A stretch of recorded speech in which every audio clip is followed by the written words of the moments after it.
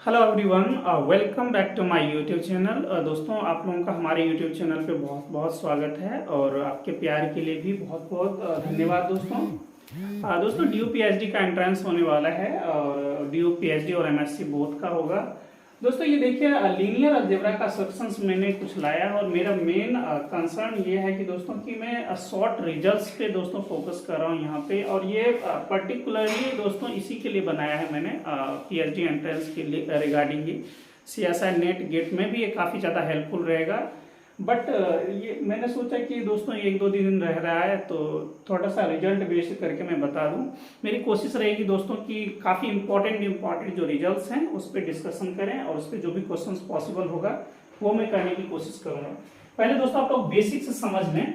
देखिए दोस्तों, ये वीएस वेक्टर स्पेस है, सब स्पेस है और डायमेंशन। दोस्तों डायमेंशन रखिए, डायमेंशन LILD, ठीक है, लीनियर स्पेन। इस सब से रिलेटेड दोस्तों ये जो 10 मिनट या 15 मिनट का जो वीडियोज रहेगा दोस्तों उसको मैं कवर करता हूँ। देखिए दोस्तों, वेक्टर स्पेस का डेफिनेशन क्या है कि जो हमारा दोस्तों वेक्टर जो होगा वो प्लस के रिस्पेक्टिवली क्या होता है, अबेलियन ग्रुप फॉर्म करता है। उसके बियॉन्ड ये दोस्तों क्या है, देखिए ये बियॉन्ड है ना, λ1 प्लस λ2 और भी रहेगा तो लेफ्ट से डिस्ट्रीब्यूटिव होगा तो ये हो जाएगा। इस केस में राइट से डिस्ट्रीब्यूटिव दोस्तों वेक्टर रहेगा तो इस टाइप का होगा, है ना।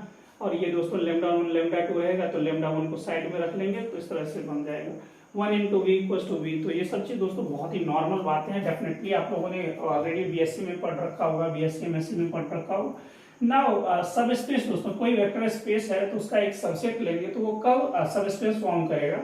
So suppose V over F is a subspace and W is a non-empty subset is said to be a vector subspace दोस्तों। Subspace is again a vector space, so no need to write this one. You can say being a subset, तो इसको subspace कह लें। If क्या होगा दोस्तों, linear combination of WI should come in, जो हमारा दोस्त सेट रहेगा उसमें आ जाएगा और उसका जो स्केलर मल्टीप्लिकेशन होगा वो भी W का मेंबर होना चाहिए। तो बेसिकली क्या याद रखना है, वेक्टर एडिशन और स्केलर मल्टीप्लिकेशन। इसको दोस्तों वन स्टेप टेस्ट आप कह सकते हैं। ये होता है λ1 W1 plus λ2 W2 must be the member of this set. अगर ऐसा होगा तो बोलेंगे this subset becomes a subspace of this vector space. ठीक है दोस्तों, ये तो बहुत बेसिक्स बातें मैंने बोला, यहाँ तक कुछ भी ऐसा चीज हमने नहीं बोला जो कि बिल्कुल ही आपको लगे कि हमें नहीं आता है ना। थर्ड देखिए दोस्तों, कहता है कि subspace of R2 over R। दोस्तों R2 ओवर R का सबस्पेस देखिए 3 होता है। कौन कौन सा होता है दोस्तों, पहले तो ये जान ले कि दोस्तों एक तो हमारा ओरिजिन रहेगा, है ना। दूसरा ओरिजिन क्या होगा दोस्तों, 0 डायमेंशनल। अगला वो होता है unique line passing through the origin. वो लाइन जो क्या करे दोस्तों, ओरिजिन से पास करे, तो ये भी हो सकता है ना। देखिए क्या क्या हो सकता है ओरिजिन से पास करने वाला, इस चीज को भी डेफिनेटली याद रखें दोस्तों। देखिए एक तो हॉरिजॉन्टल लाइन भी हो सकता है, एक वर्टिकल लाइन भी हो सकता है, और वो लाइन जो कैसे भी हो दोस्तों, लाइक अगर या तो ऐसा हो सकता है या ऐसा हो सकता है, बट बोथ नहीं होना चाहिए एक ही टाइम पे। तो इस चीज को डेफिनेटली आप याद रखें। सो ये लिखा हुआ है कि जीरो जो होगा 0 डायमेंशनल ये रहे दोस्तों। Second unique line passing through the origin 1 dimensional होगा दोस्तों। और इस टाइप का होगा तो दोस्तों ये जो C है इंटरसेप्ट हमेशा ही क्या रहेगा दोस्तों, Y इंटरसेप्ट शुड बी 0। क्योंकि अगर ये ऐसा कुछ भी नॉन जीरो रह जाएगा तो कभी भी हमको ओरिजिन से क्रॉस नहीं करेगा, ओरिजिन से पास नहीं करेगा, तो C मस्ट बी 0। सेकेंड हो गया दोस्तों 1 डायमेंशनल, और सेकेंड डायमेंशनल है दोस्तों प्लेन पासिंग थ्रू नहीं कह लीजिए, ऐसे कह लीजिए कि कंटेनिंग 0 0। ठीक है, थोड़ा अच्छा लगेगा कि 0 0 को कंटेन करने वाला हमारा क्या चाहिए दोस्तों, प्लेन चाहिए। तो ये क्या हो गया दोस्तों, 2D में हो गया।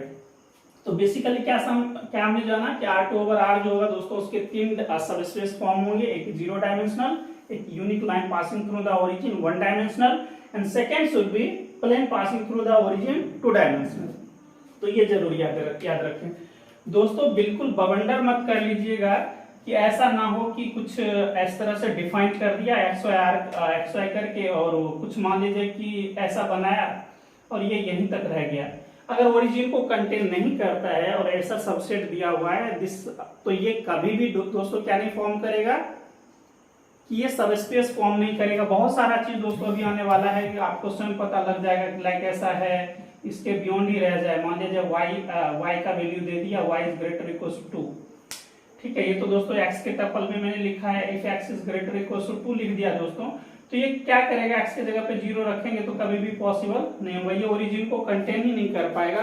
So the very basic thing is what कि 0 must be contained in the given है ना सबसेट। तो वही कंडीशंस होल्ड नहीं कर रहा है तो दोस्तों तो सब स्पेस की प्रॉपर्टी ये कभी भी होल्ड नहीं करेगा। तो दोस्तों बेसिकली हमने ये देखा कि अगर 0 कंटेन नहीं करता है कोई सबसेट तो डेफिनेटली वो कभी भी सब स्पेस फॉर्म नहीं करेगा। तो इस चीज को आपको डेफिनेटली याद रखें, ठीक है ना, कि मैंने ये बोला है कि एक तो ओरिजिन होगा दोस्तों, दूसरा क्या होगा कि कोई भी लाइन होगा पासिंग थ्रू ओरिजिन, ये हो जाए एक्स एक्सिस हो जाए, वाई एक्सिस हो जाए, या इस टाइप का कोई भी लाइन रहेगा दोस्तों।